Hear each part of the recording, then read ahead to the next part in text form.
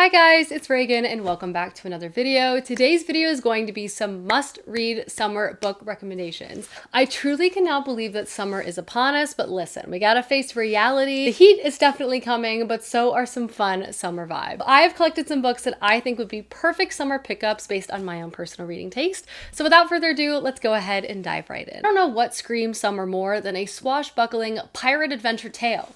So the first book I have to recommend is The Adventures of Amina Al-Sarafi by S.A. Chakraborty.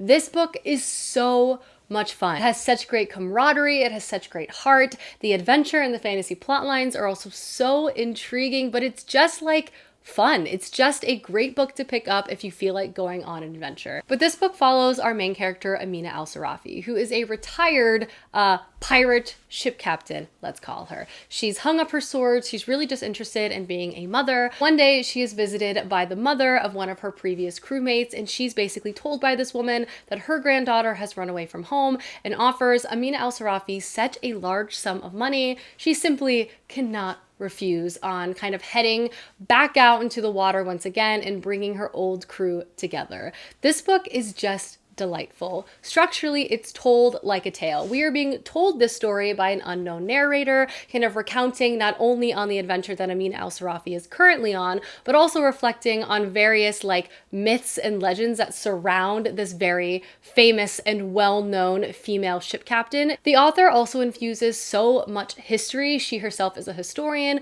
so she colors this fantasy world that also has like magic and legends with such interesting like historical context, which I feel like really elevates the story to a whole new level. But at the heart of this book, the characters are just fantastic. Amina Al-Sarafi is hilarious. All of her crewmates that she brings back into her life and the growth of their relationships was just wonderful to see. Amina herself has a lot of secrets, a lot of baggage from her past, and that it's also unpacked. And we see all of these characters set out into the wide world and take on a variety of obstacles, magic and human alike. And it was just so entertaining. I flew through this book. This feels like the ultimate summer read to me as a fantasy lover, and if you haven't picked this book up yet, I highly implore you to do so. The next series I have to recommend is the Thief series by Megan Wallen Turner. Personally speaking, I want to reread this series this summer because I just feel like it's so much fun and another kind of like quest legend oriented tale. I just feel like funny characters tricking people is always such a delight to read, and for some reason just like feels like summertime to me.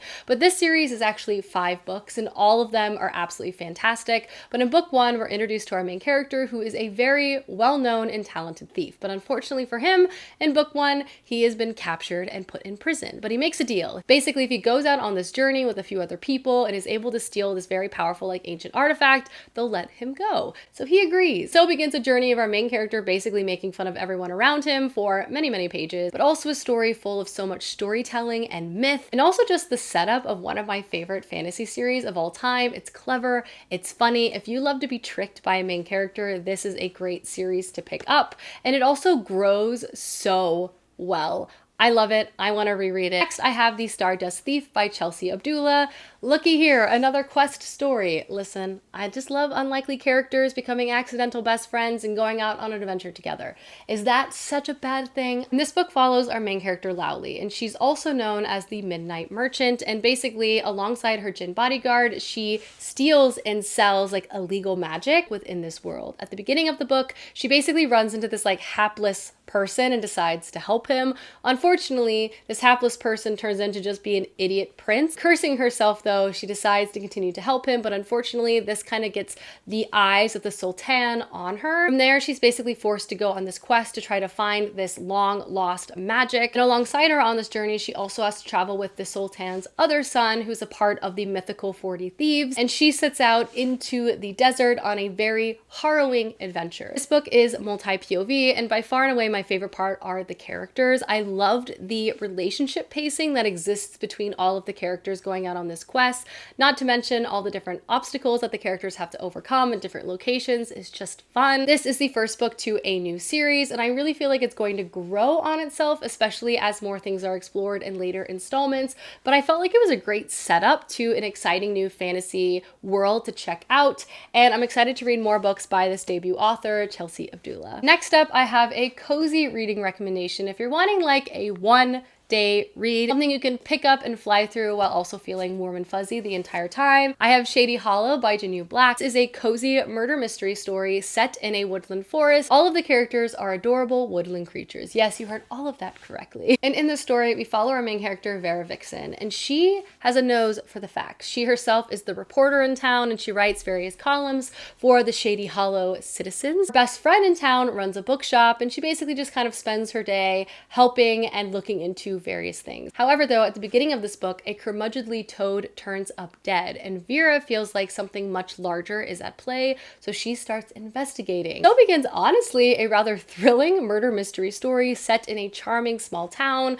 I love small town murder mystery stories. I feel like there's so much gossip, everybody knows each other, everyone has opinions about each other, so parsing through all of that information alongside Vera Vixen was really, really interesting. Obviously, the woodland setting added a lower stakes element to what is also a murder story. I just loved all of the different characters and the thoughtfulness of creating like this woodland setting. This is also a first book in a series. I believe there are a few more books. It was just a really charming and cozy good time. The next two books are absolutely unhinged, if I'm being honest. The first is Bearden Wood by Eleanor Canton. This is a recent read for me, and it was absolutely unputdownable. If I had to describe this book in one word, it would be bonkers. One part, a deep dive on like character philosophy and a political manifesto, and then the other part is just an absolute unhinged thriller where everything quickly spirals out of control. This book follows a variety of characters. The first set of characters are all a part of an organization called Bearden Wood, which is a leftist, anti-capitalist guerrilla agriculture group. They basically plant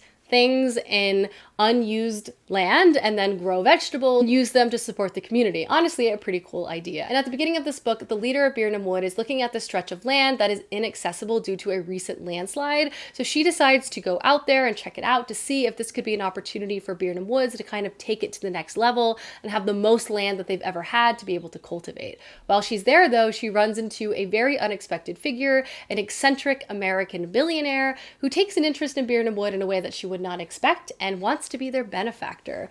Obviously, this goes against everything that Bearden Wood kind of stands for, and these two groups of people begin to work together on this land, but it really is so bizarre. That is just the setup, the beginning, and everything kind of begins to unravel from there. This is definitely like a literary fiction meets thriller book, and you reach a point where you just won't be able to put this book down. I really love how Eleanor Canton is able to create characters. They feel so real, but also so very flawed, and everyone is also kind of an unreliable narrator as they're speaking from their own perspective and point of view, and all of these things together just make such an interesting read that you won't be able to put down. If you're looking for like a thrilling novel to check out this summer, definitely check out Bearden Wood. The next book I have to recommend is Velvet Was the Night by Silvia Moreno Garcia. This is a dark noir style story set in Mexico City in the 70s. It also houses some very unlikable and strange characters that make a very unlikely pairing. I read this book last summer, I want to say, and I was enthralled. It's also a book that kind of has like a stickiness to it, a heat that is unavoidable, and I just feel like the ambiance of it just kind of feels like an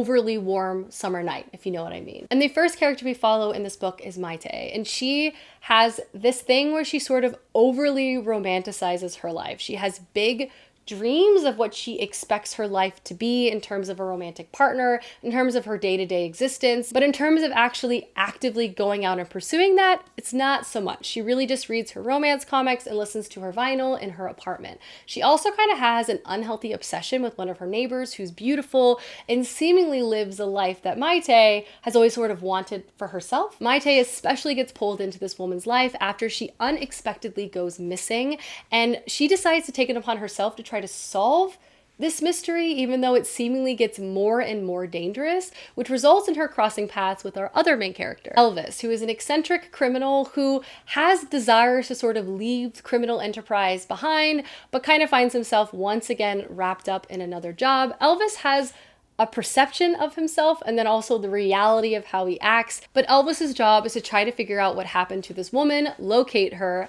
and that is how he meets Maite. This book is fascinating because we're basically following two characters that are incredibly flawed, get wrapped up in a case that neither of them really have any direct connection to, fall headfirst into obsession in terms of pursuing this case, despite how dangerous and violent the outcome could possibly become. And it's just a really interesting character study. study. All set in Mexico City, all set on the backdrop of protests and political activists and government interests. I really enjoyed this book. I felt like it was absolutely gripping and strange, and I also feel like it could be a perfect summer read. And then the very last book I'm going to recommend is if you're craving starting a very long series this summer. For me, there's something about summertime that always makes me want to start a really long fantasy series, something with a lot of books and also a lot of pages. It just kind of brings me back to being a kid with having summer break and just trying to read as much as possible before I have to go back to school. And the series I'm going to recommend is the Legends of the First Empire series by Michael J. Sullivan. I know, I haven't stopped talking about this book at all, but it really does feel like the perfect summer read. Not only is the setting just so pastoral and beautiful and full of fields and all of that stuff, it feels like summertime in so many different aspects while reading the story, but just the classic nature of this book, the large cast of characters, different quests and conflicts that play out over the course of this series is just so gripping. Like if I had this series to marathon when I was a kid, I would just fly through the entire thing. But the Legends of the First Empire series is a series by Michael J. Sullivan that's kind of a prequel to his other very well-known series. It's set in an ancient world where humans, elves, and dwarves kind of all live amongst each other. Humanity has always worshipped the elves as gods, but one day at the beginning of book one, a human accidentally kills an elf, and this kind of upends everything they ever thought to be true. Throughout the entire course of this series, we watch a growing conflict between these two groups of individuals, but also the rise and the development of human society itself. We see inventions, we see the growth of different types of political institutions, war and famine, and just all of the things over the course of many, many years. Throughout this series too, we follow a huge cast of characters you will fall in love with. I laugh, I cry while reading this. It's just so good. It's totally taken my heart. It just feels like perfect, classic, pastoral fantasy, which I personally just have a soft spot for, but I just feel like it makes it perfect for the season. Alrighty guys, those are some must-read summer reading recommendations. Please let me know down below some books you think would be perfect for summer. Personally, I really want to get to some more Emily Henry this summer. I feel like she also writes some really fun like romance summary books, but that's just me. I hope you guys enjoyed this video, and I will see you soon with another one soon. Goodbye!